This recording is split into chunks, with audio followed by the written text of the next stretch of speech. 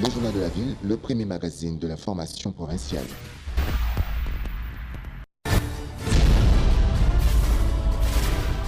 Tout de suite, le journal.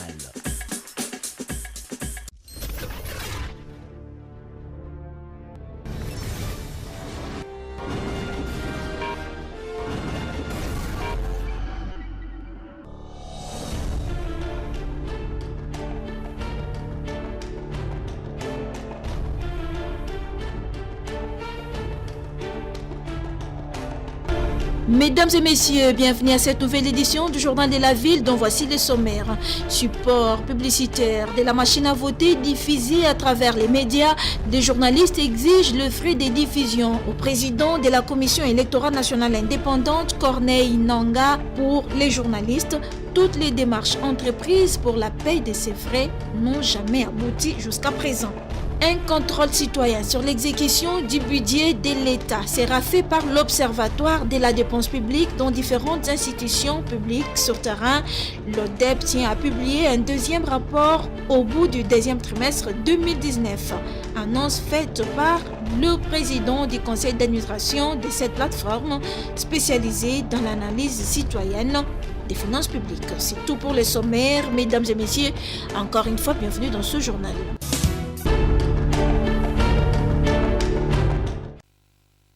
Le programme d'urgence des 100 jours des chefs de l'État n'a pas encore touché d'autres coins de la ville-province de Kinshasa. À l'exemple de la route Makadam au quartier Kamunganga dans la commune d'Engaliema, un délabrement très avancé depuis 2006 jusqu'à ces jours. Et pourtant, plusieurs députés sont passés par ici et aucune solution n'a été trouvée. Les usagers de cette voie ont lancé un cri d'alarme.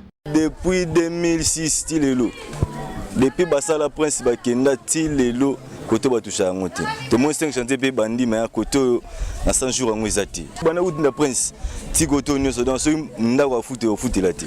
Mbula so beti mtakende te fochola. Alors pas si ça makasi koto. Nde balande la pompage côté pe balande la ngo ici là pour totambola tamwa bien pour zou à sombule bezo tambolati.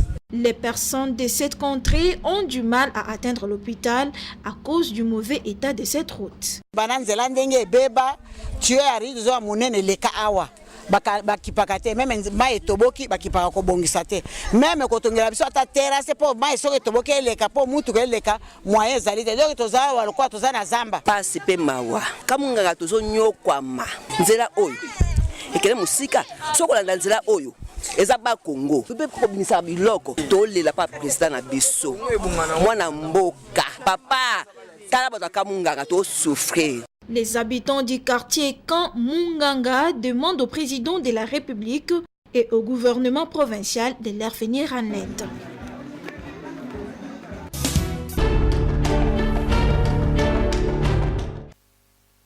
Il ne se passe un seul jour sans que le bureau de l'honorable présidente de l'Assemblée nationale ne reçoive de la visite. Après avoir échangé la semaine dernière avec plusieurs structures et associations dont les réseaux de femmes ainsi que les parlementaires regroupés en province, Janine Mabunda a conféré avec le président de la Cour de compte, premier à ouvrir le bal. La Cour de compte relève de l'Assemblée nationale. Depuis l'élection de ce nouveau bureau, c'est la première fois que nous sommes venus prendre un premier contact avec le bureau. C'était une visite de courtoisie et que l'essentiel viendrait après. Ensuite, la présidente de la Chambre basse a reçu la délégation du collectif de parlementaires du Kwango venu solliciter la possibilité d'une assistance sociale après la foudre qui a causé des victimes à 40 km du territoire de Kasongolunda. Il s'agit du collectif de parlementaires du Kwango et qui sont venus rencontrer le président de l'Assemblée nationale pour l'accident ou l'incident qui a eu lieu à Matamba Solo, à 40 km du territoire de Kasongolunda, dans la province du Kwango. Sur place, la foudre a emporté 8 personnes, dont 7 élèves, et 65 personnes sont électrocutées. Ce qui a causé une prise en charge très très difficile compte tenu des conditions précaires du centre de santé. Et nous sommes venus auprès de l'autorité pour que l'assistance leur soit vite accordée et en urgence. Juste après, fut le tour de l'envoyé spécial du Royaume de Belgique pour la région de Grand Lac Afrique au sud du Sahara, lequel a fait le déplacement pour cet entretien de prise de contact. Ça a été une première prise de contact. Nous avons d'abord été à l'écoute, nous avons entendu de sa bouche ce qu'elle prépare au niveau de son nouveau mandat. Et ce que je retiens essentiellement, c'est qu'elle a l'ambition de vouloir avoir une Assemblée nationale dynamique.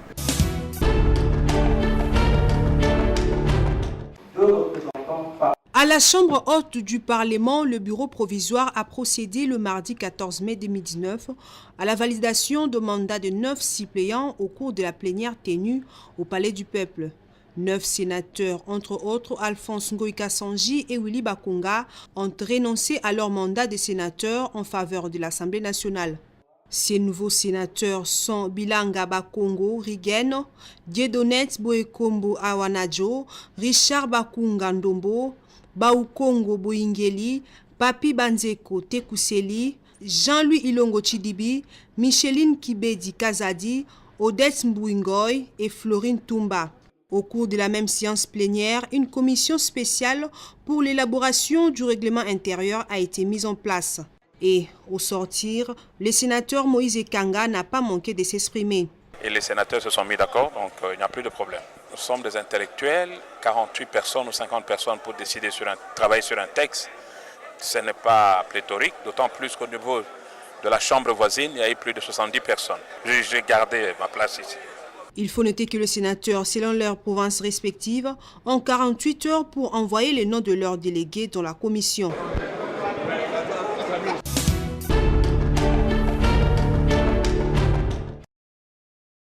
Support publicitaire de la machine à voter diffusé à travers les médias, les journalistes exigent le frais à Corneille Nangaa, président de la Commission électorale nationale indépendante.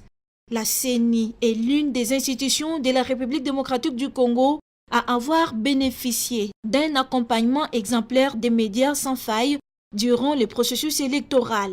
Un accompagnement qui a abouti par l'élection du président de la République, les députés nationaux et provinciaux, gouverneurs et sénateurs.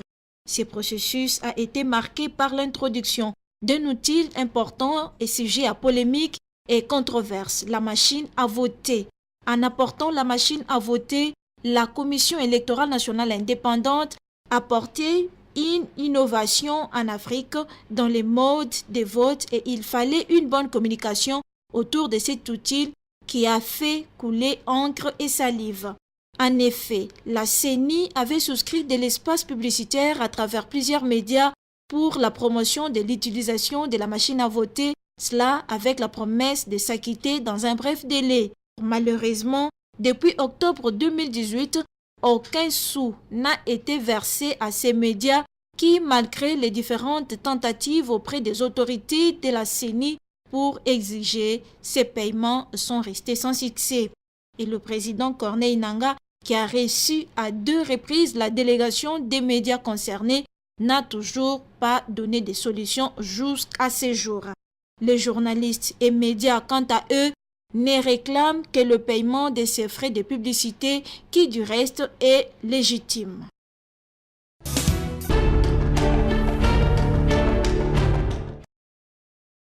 République démocratique du Congo, l'Observatoire de la dépense publique ODEP annonce davantage de contrôles citoyens sur l'exécution du budget de l'État. L'Observatoire de la dépense publique tient à publier un deuxième rapport au bout du deuxième trimestre 2019 sur l'exécution du budget national comme il l'avait fait au premier trimestre, précision faite par le président du conseil d'administration de l'ODEP, le professeur Florimond Mouteba. Par rapport au budget et aux finances publiques, nous allons travailler davantage dans le contrôle citoyen de l'exécution du budget 2019 en recettes, en dépenses. Les années antérieures, nous devrions le faire avec des structures de l'État, mais ça n'a pas été fait. Pour cette année, nous allons le faire avec d'autres appuis. Nous serons sur le terrain. Nous continuerons à nous inspirer toujours des données officielles du ministère du Budget pour travailler beaucoup dans les contrôles citoyens. Cette plateforme spécialisée dans l'analyse citoyenne des finances publiques exhorte tant le gouvernement que toutes les institutions bénéficiant de fonds publics à coopérer dans l'ultime objectif d'arriver à une gestion orthodoxe des finances publiques. Que les institutions publiques de l'État ne soient pas étonnées de voir l'ODEP venir faire un contrôle. Nous allons être très présents pour contrôler la gestion des finances publiques, pour faire en sorte qu'il y ait davantage de moyens pour que le nouveau gouvernement puisse remplir sa mission en fonction de la vision du chef de l'État. Dans son rapport sur l'exécution du budget au premier trimestre 2019, l'Observatoire de la dépense publique a relevé plusieurs griefs envers les dirigeants, notamment les dépassements budgétaires de 120% à la présidence de la République.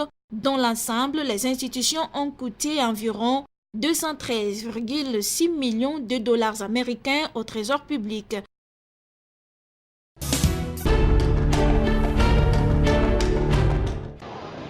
Il avait l'appellation de chef de travaux. Aujourd'hui, les étudiants vont désormais l'appeler professeur. Lui, c'est Léopold Kondaloko Omagnondo qui vient de soutenir sa thèse à la faculté de droit de l'université de Kinshasa. La soutenance publique a été organisée le vendredi 10 mai dernier en la salle de promotion de l'université de Kinshasa. Moi, je crois que s'il y avait le développement économique et social, on n'aurait même pas proposé de décréter un état d'urgence à la matière économique à court, moyen et long terme. Parce que la situation, nous avons vécu un certain moment où on nous a habitués avec la troïka économique, où on parlait de la croissance. Une croissance appauvrissante. Parce que les gens croient que lorsqu'il y a la croissance, il y a le changement, l'amélioration de la qualité de vie, alors que c'était une façon d'appauvrir davantage le peuple congolais. Après exposé, les jurys s'est retiré pour délibérer et a rendu le verdict suivant. Le chef de travaux Léopold Kondaloko Omagnondo a réussi avec la mention grande. Après un travail laborieux de longue haleine, voilà enfin que le Seigneur a décidé qu'aujourd'hui on y arrive. Donc on a terminé. Je crois qu'on ne peut que rendre grâce à Dieu, comme nous l'avons dit dans notre mot d'introduction, et à toutes les personnes qui nous ont soutenus et assistés pendant tout ce long parcours que nous avons connu pour réaliser ce travail. À la fin de la cérémonie, nous avons recueilli quelques réactions des personnalités présentes. C'est un sujet d'actualité, un sujet intéressant qui concerne l'élévation de notre pays.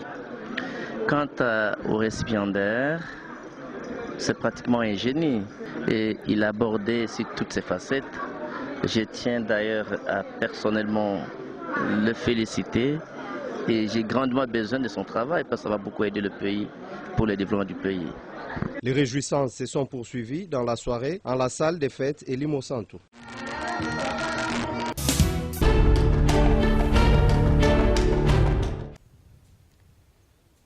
Accompagner la vision du chef de l'État, c'est le souhait de tous les Congolais. C'est dans cette optique que l'ONG Action pour la solidarité et le développement ASODEV, accompagné du bourgmestre de la commune de Kimbanseke, Edouard Gatembo, l'ITPR, les partenaires venus de l'étranger et les membres de la présidence ont effectué une visite guidée à la cité de la paix Cardinal Etchou. Ces projets, coordonnés par l'abbé Bagaza, projettent la construction des maisons à caractère social, les marchés, un centre universitaire, les écoles, les hôpitaux et tant d'autres édifices. Les visiteurs ont eu le temps de contempler la beauté de ces sites et ont en même temps relevé quelques difficultés, entre autres l'acheminement des matériaux de construction car la route se trouve en très mauvais état. Les premiers problèmes que nous avons, même vous avez constaté, c'est les problèmes de route d'accès qui posent vraiment un problème énorme. Parce que quand tu as un nouveau lotissement, la première des choses, c'est la route d'accès. Je suis venu accompagner l'équipe qui vient visiter le site Cardinal Etchou. Ce site est d'une importance capitale pour nous parce qu'une cité moderne, on a tout et nous avons tout. Si on construisait ce site, ça serait vraiment intéressant pour la commune de Kimbanseke. Le président de la Fondation DES Congo, partenaire de la SODEV, a quant à lui souhaité l'apport des autorités pour la réalisation de ces projets. On a besoin réellement d'être soutenu, d'être aidé de manière à ce que nous puissions réaliser les différents projets de manière correcte et permettre à ce que les investisseurs dont on fait partie, on puisse s'installer de manière moins contraignant. La cité de la paix est située à Kimbanseke, précisément vers la route Nzoko.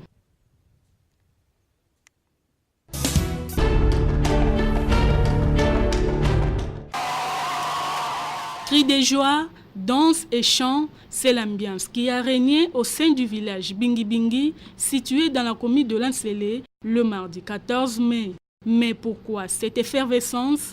Ces villages, considérés longtemps comme se trouvant dans un domaine militaire de Kibomango, vient d'être séparés de ces centres.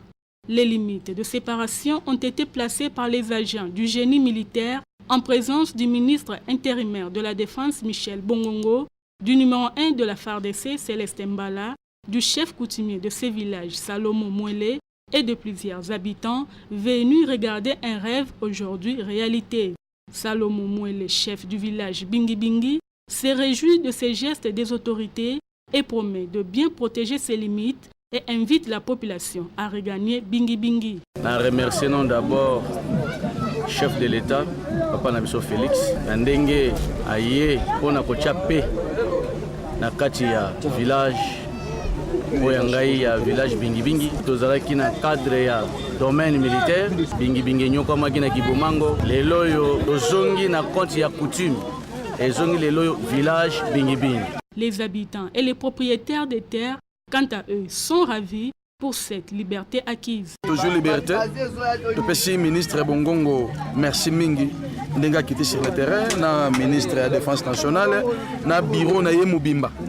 Pour équiper armée à Congo, ba kiti pour na ko délimiter biso. Tonyo kwa mibiso ba pa tozo ya poto tonga ba koya babuki. Wana mikro lelo esengo moko ya osagana te, papa oya longi nzamba pamole so ba sebele. Pour les chefs Salomon Mouele, la coutume reprend sa place, une occasion pour lui de remercier ses ancêtres pour la victoire de cette lutte menée pendant plusieurs années.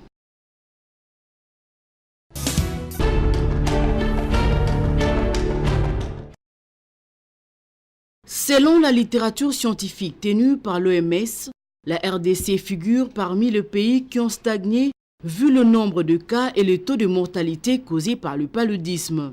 C'est ce que soutient le prof Michel Itabouissa du PNLP. L'indicateur qui a permis à la République démocratique du Congo de sortir la tête de l'eau dans le cadre de la lutte, c'est l'indicateur qui a trait au nombre de décès. Le taux a été revu à la baisse en 2018 par rapport à l'année précédente. Et ça, c'est un acquis. Et c'est pour cela que nous n'avons pas le droit, en République démocratique du Congo, de croiser les bras, de dormir sur nos lauriers. Le gouvernement congolais s'emploie davantage à faire reculer cette maladie à travers des campagnes dans certaines provinces de la RDC. C'est pratiquement une lutte stratégique qui prend en compte les campagnes de masse, les campagnes dans les écoles, la distribution des routines, parce que quand une femme enceinte va à la CPN, elle en retourne avec une moustiquaire pour y passer toutes les nuits afin de préserver sa santé et la santé de l'enfant qu'elle porte dans les seins.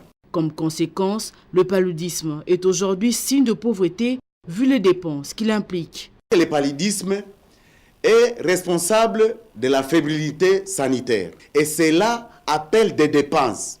Un paludisme simple, c'est autour de $20. Quand les cas s'aggravent, on va même au-delà de $150. Le paludisme est responsable des cas d'absentéisme à l'école et en milieu professionnel. Sur le plan mondial, le paludisme a coûté jusqu'à $12 milliards l'année dernière, alors que ce frais pouvait servir pour autre chose. D'où les efforts doivent se concentrer sur cette maladie.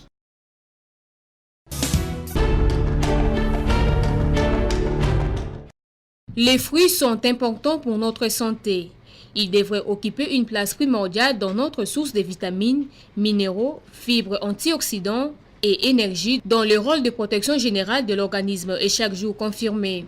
Les personnes qui consomment suffisamment de fruits sont moins souvent atteintes des maladies cardiovasculaires, d'obésité, des cancers et de diabète, alors que ceux qui consomment peu de fruits et légumes ont 1,5 à 2 fois plus de risques de développer certains types de maladies.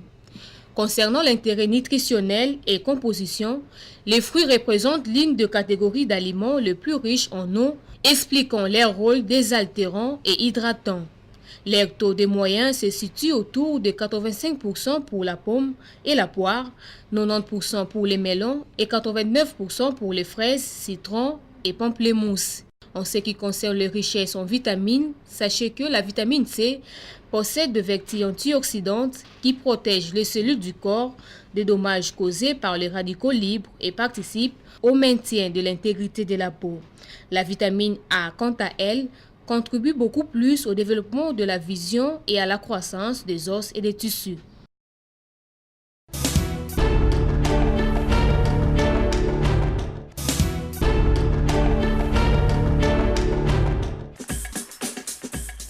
Nous sommes arrivés à la fin de ce journal de la ville. Mesdames et messieurs, merci pour votre fidélité.